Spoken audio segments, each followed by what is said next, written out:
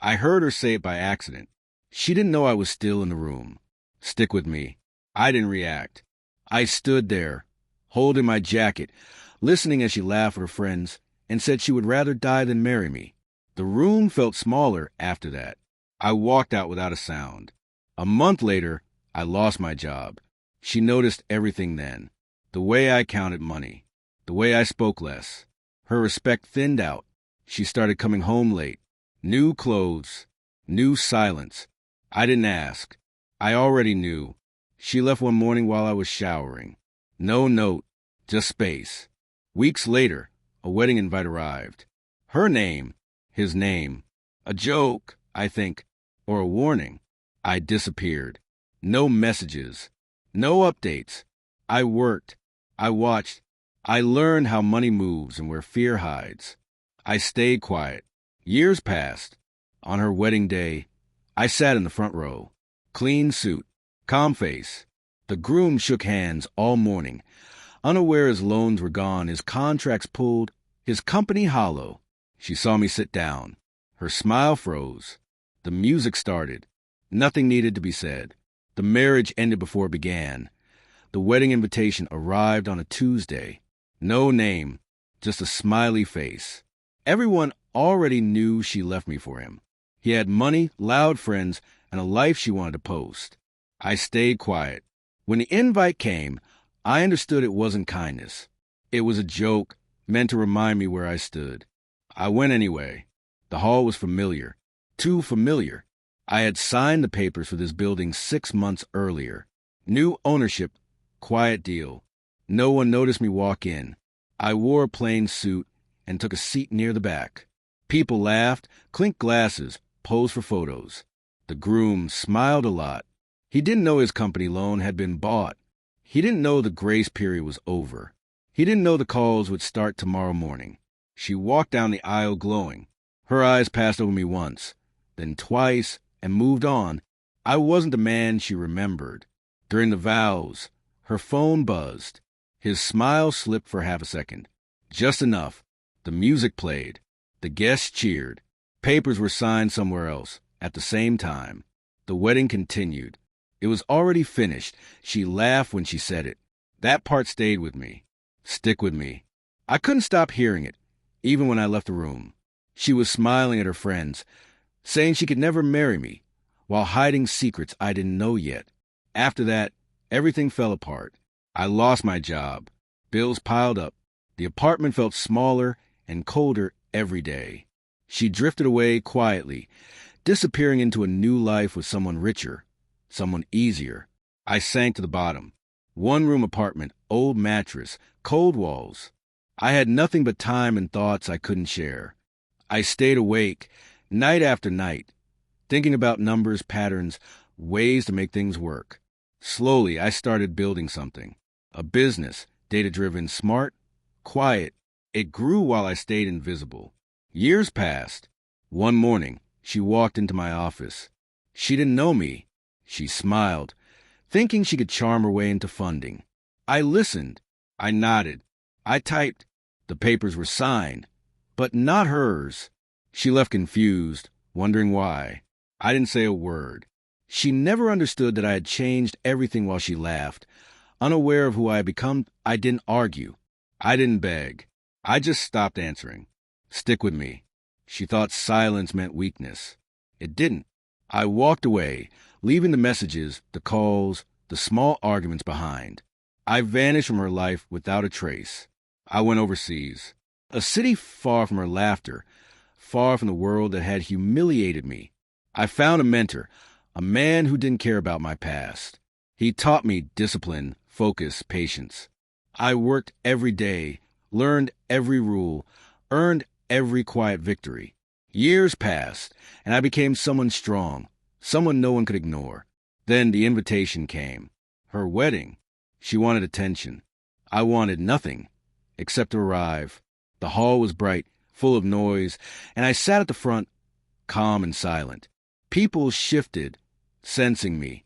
Her smile faltered. She realized too late that I was no longer the man she dismissed.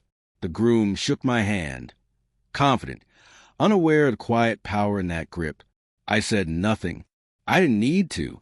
My presence alone changed everything. She watched. The wedding continued, but nothing in that room would ever be the same again. The room was so small I could touch both walls. Stick with me. I spent months there, alone, watching the shadows move. She had left quietly, leaving only the empty space where her laughter had been. No fights, no screams, just absence. It settled around me like dust. I didn't cry. I didn't shout. I worked. Every day, I built something from nothing. I studied, I calculated, I planned. The world outside moved fast, but in that small room, time was mine. The walls became my focus, my teachers. Years passed. The man I had been faded. I grew, quietly, until the world outside began to notice. Money, influence, respect. Everything she had chased with ease, I earned with patience. One day, she appeared. Her eyes widened. Recognition hit too late. She smiled, expected me to see her, to plead, to remember. I didn't. I walked past her without a word. She watched as the man she had dismissed became everything she had ever wanted, and I stayed silent. Her realization came in the empty space between us, long after it mattered. The revenge was complete, not with noise, but with absence. She upgraded. That's what her friends called it. Stick with me.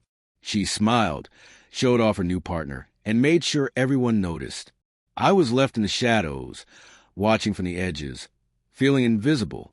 I didn't fight. I didn't beg. I disappeared. For years, I worked quietly. No flashy moves, no announcements. I studied the market, learned the rules of money and power, and slowly built influence from the ground up. I became someone no one saw coming, a silent force controlling what mattered, including the industry her husband relied on. Then the day came, a major event. The hall was full of cameras, speeches, and applause. She walked in radiant, expecting attention, expecting me to be gone. She froze. Her eyes widened. Recognition hit her like a punch. She whispered my name under her breath, thinking I would turn, but I didn't. I shook hands with the men around me, smiled at the right moments, and never looked at her. She realized, too late, that the boy she had replaced had become the power behind everything she depended on. I didn't care about her anymore. She had made her choice, and I had made mine. Silence, control, and absence. She saw me again when it was already too late. Stick with me. I didn't plan to meet her. The city was crowded, the streets full of strangers, and yet there she was, standing across the street like a memory come alive. She froze, her eyes widening as they landed on me. Years had changed me. The boy she once laughed at, the man she left behind, was gone. I moved with quiet confidence, the weight of discipline and hard work carrying me forward. She opened her mouth, probably to speak, but no words came. I didn't stop. I didn't turn.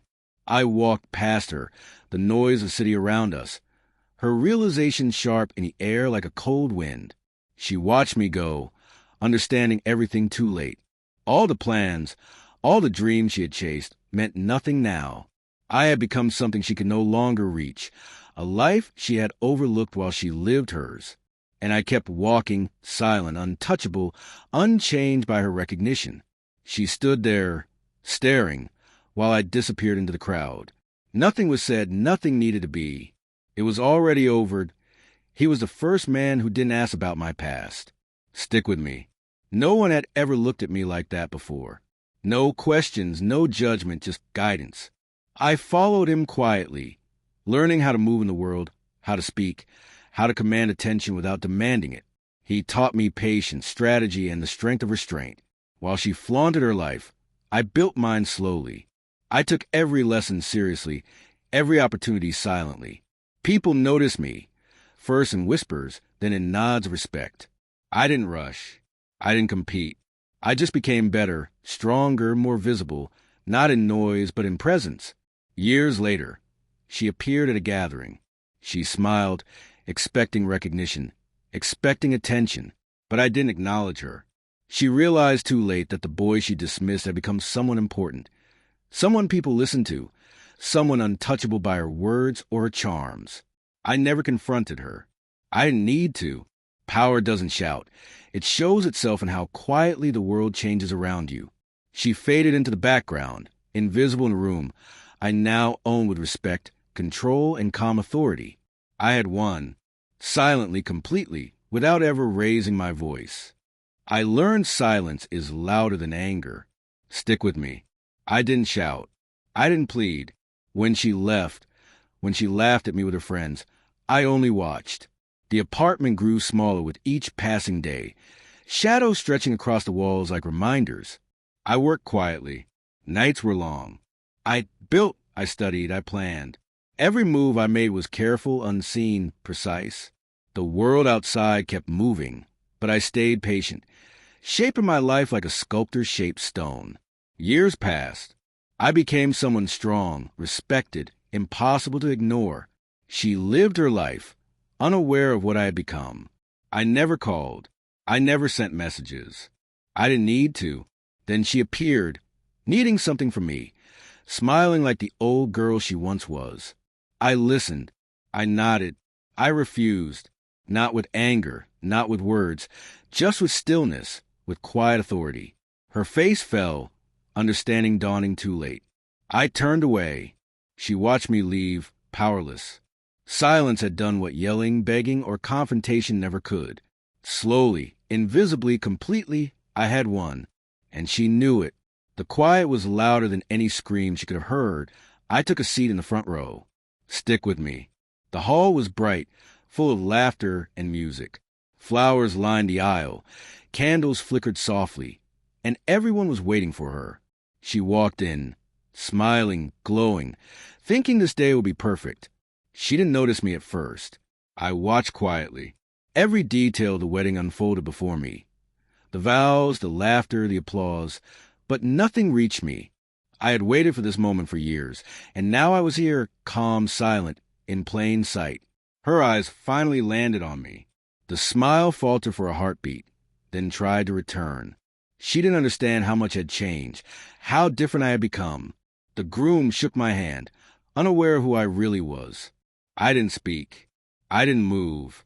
My presence alone shifted the room. She searched my face for recognition, for anger, for the boy she once knew. But there was only quiet. The music played. Guests cheered. She leaned slightly toward me, expecting something, anything. But I only met her gaze with one cold thought, one simple truth. You're too late.